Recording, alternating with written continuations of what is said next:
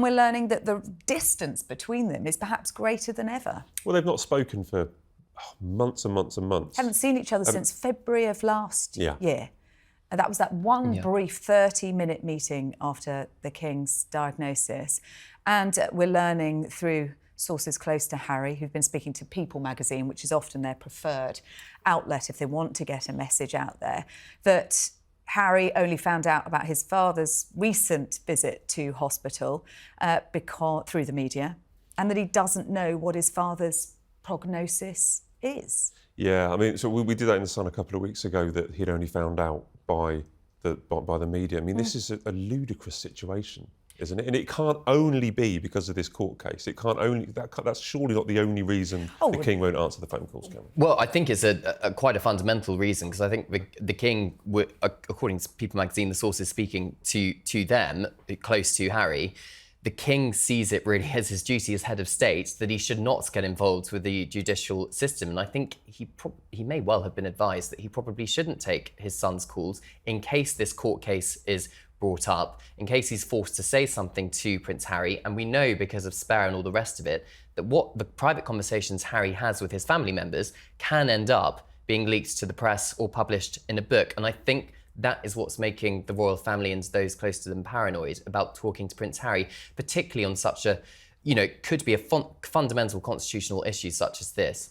I think there have been previous missed opportunities as well, but on this occasion, for Harry flying in specifically for his appearance at the Court of Appeal, that would have been very difficult if it had turned out that the King had held a meeting with his son on that occasion, so close to it.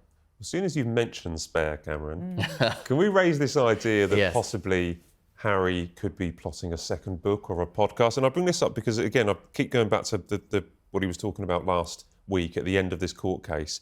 He said that people would be shocked by what's being held back, because he had heard some private details that we didn't hear in court, but he was allowed to read some documents that haven't been made public.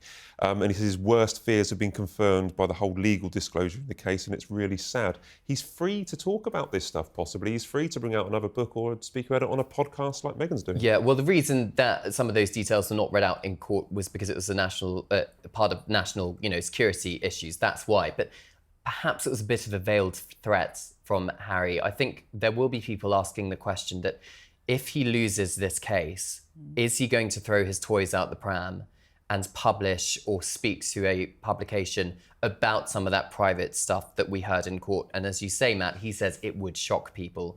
So that would be in one sense, is that going to be enough material for a book? He also said in the promotional interviews following the publication of Spare, his bombshell autobiography, that he had enough material for a second memoir. So is this going to come to fruition? I think Palace sources, the Palace are going to be slightly concerned about that one. I think they are probably hoping, just going back to whether he's going to write a book or not, that Harry and Meghan's Californian dream is going to work out. Because if it doesn't, the only thing they've got to fall back on is selling more royal secrets. And I think that is a genuine concern. I think as well, he's not going to let this one go, regardless of what the outcome of this is when we get the decision from the Court of Appeal. So whether or not it's a legal crusade, there'll still be a moral crusade for Prince Harry. He said he wants to get under the bonnet and fix things, that although this has been exhausting and overwhelming, I don't think he's going to let it go. So he's going to have to find some kind of outlet for this, whether that's another book, whether it's a podcast, whether he tries to help others. I don't know, but I can't see him letting this one go. Cameron, you're not a massive football fan, but William is. And he's taken George again. These are nice pictures, aren't they? This is father and son bonding at the football. It is, yeah.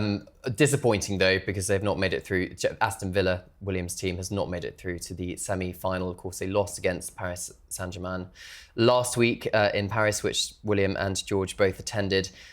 This week they did win, didn't they? But they not enough to get through to Champions League. But you can tell my football knowledge is exquisite here.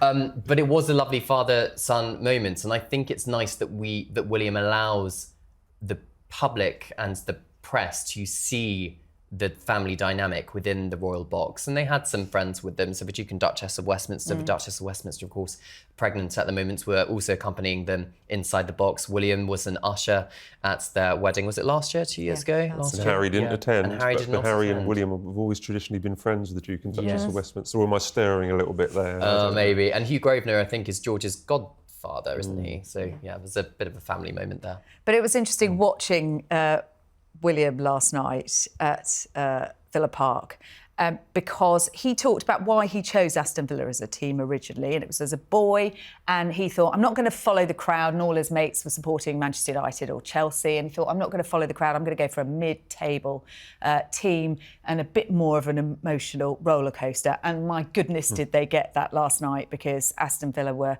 at 2-0 down, they came back, it was 3-2 to Villa at the end, but on aggregate, they lost and they are out of the Champions League. In many ways, these are things that he's not going to be able to do when he eventually becomes king.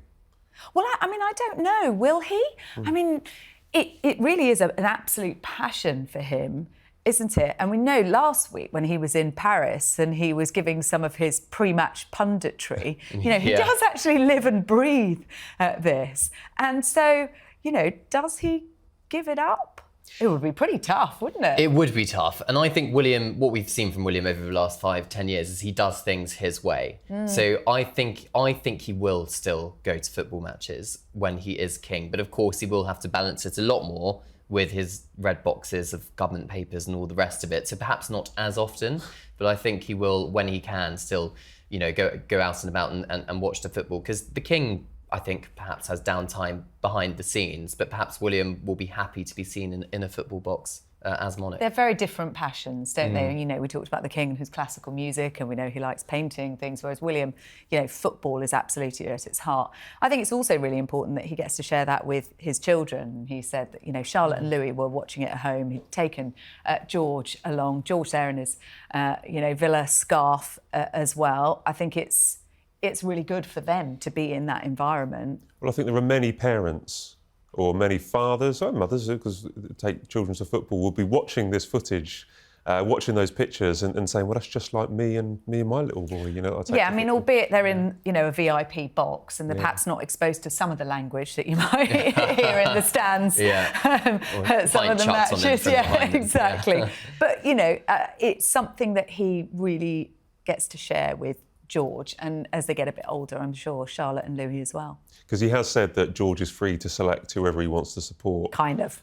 I know. Kind of. You're free to, but I'm only going to take you to Villa matches. This is Villa's first Champions League run in 43 years, so it might not happen again for another 43 years, George. So you could always, you don't have to support Villa. Although he looks very passionate in the photographs. Yeah, when Villa was scoring, even he was screaming his head off. So he was really enjoying it and into the match.